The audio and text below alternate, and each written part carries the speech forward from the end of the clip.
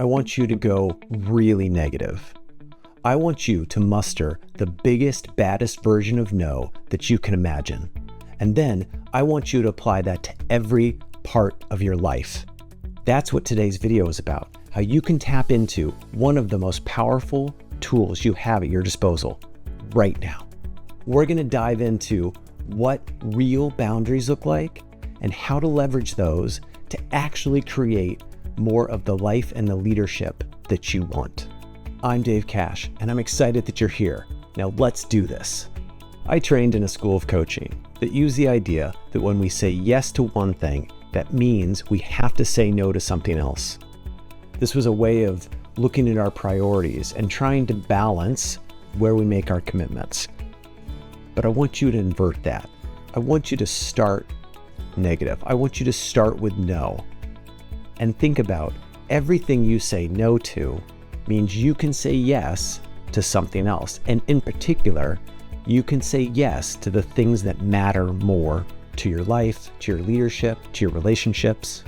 If you've been here before, you know that I love this tool called the 3 buckets.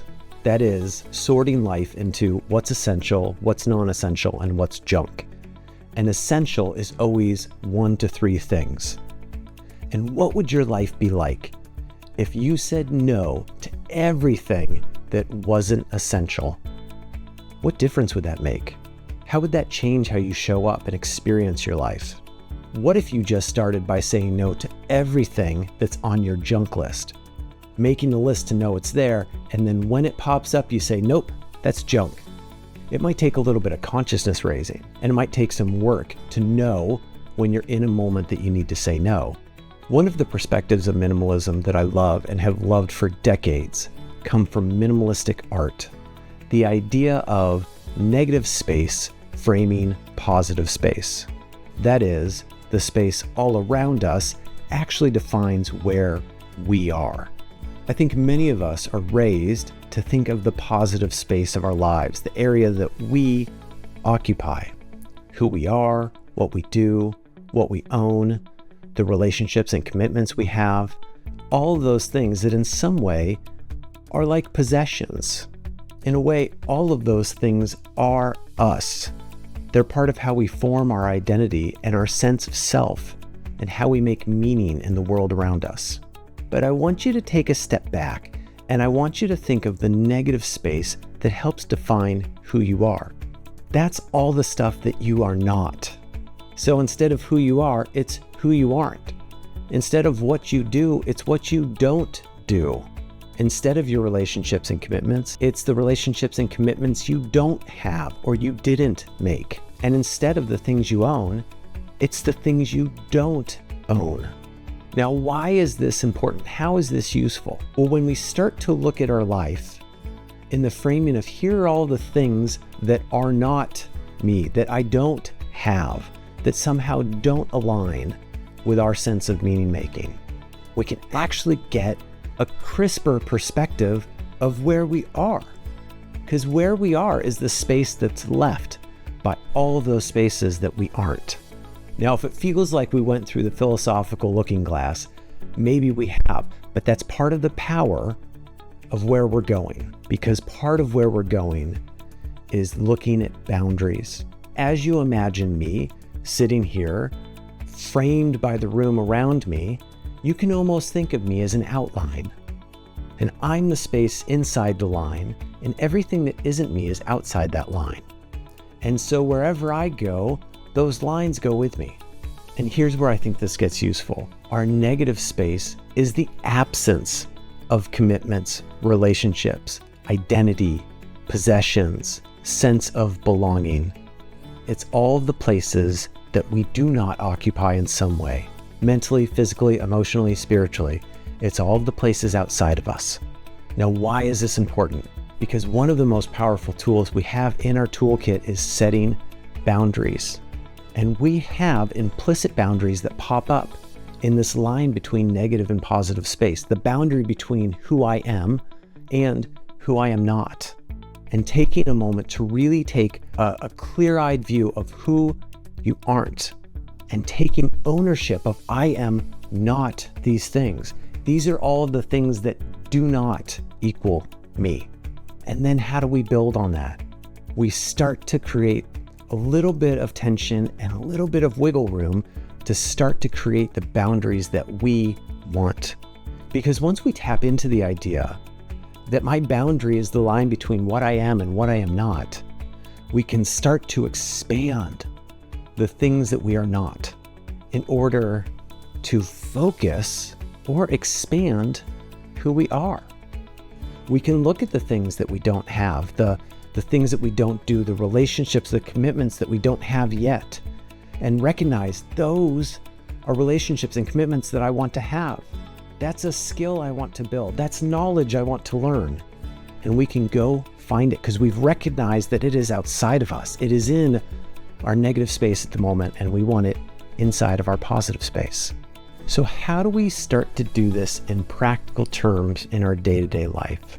Because at heart, the core skill here is setting boundaries.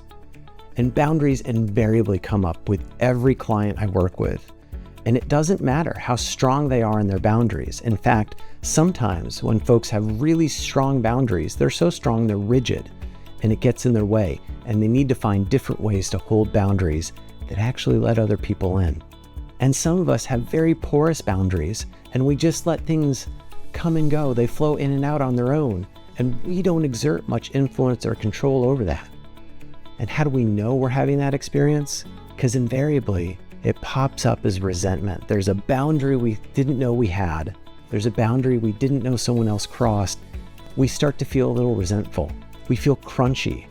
We feel like someone has taken something from us, or worse yet, that they've intruded upon us or violated our space and our sense of safety, security, or trust, because that's part of what our boundaries hold for us. So how do we dig into boundaries in the most practical way? I come to Brené Brown. What is okay? What is not okay? And right there, we start to have a line. What is okay? What is okay for me to commit to and spend my time on? What is not okay for me to commit to and spend my time on? That's this question of saying no.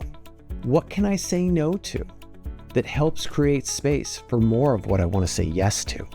And this language, what's okay, what's not okay, gives us quick passage into language we can use with others. If you're in a team meeting and you have a team member who interrupts someone else, you can choose to pause the meeting and address it or address it later. But addressing it might look something like, hey, it's great that you're excited about your idea. It's not okay to interrupt your colleagues when they're already sharing their ideas. I really want to hear what you have to say, but I need you to wait for other folks to finish before you share your idea. In your personal life, maybe you got a friend who's always late, and that conversation might look a little bit like, hey, it's okay that you got waylaid or you left late or something changed on your end. It's not okay that you didn't let me know. It's not okay that you didn't ask, hey, do you still want to meet? Because I'm going to be late. I love you and I respect you, and I want you to honor my time in the same way you honor yours. This phrase, what's okay and what's not okay, may be more powerful than you think. And if you've already gotten excited about all the things you can start to say no to in your life, I want to encourage a little bit of caution. It may not be the wisest choice to start implementing this at scale. You may be a personality that there's no other option and go forth. For the rest of us, I encourage you to start small. Start on something that feels like it's going to be an easy win. Look for little ways to say, this is okay, that's not okay. And even lean into that language. Don't make this harder for yourself than it has to be, because that language already creates a natural division of where that boundary is. Maybe starting small means starting with yourself. It's okay that I'm really committed to doing this work. It's not okay that I do it at all hours and sacrifice time with family and friends. It's okay that I'm passionate about adding value to my team and my organization. It's not okay that I do that at the expense of burning out. I want you to start small, be strategic, and look across your life to see where is there a thing, a little thing that I can say no to, a place that I can put a boundary and really take ownership of not doing that thing, not having that relationship or investing in that relationship. right? Saying no is making a list of all the places you want to divest time and energy or deprioritize in your life. And maybe that's the place to start. Make a list of all the places you want to say no, and then find the one of those that's easiest to start with. And when in doubt, when you're doing this work, make it easier on yourself. Come back to use the language of what's okay, what's not okay. It may seem formulaic, but you know what? It works, and it works really well. And as you do this more and you start to get that language into your mouth and your thinking, you're going to find different ways to say what's okay and what's not okay. You're going to find your version of it. And you know what? That's the most powerful version you can have. That's what I got for today. Thanks for tuning in. Please share your thoughts below. And again, if you liked the video, hit that like button. And if you want more videos like this, please subscribe. Until next time, cheers.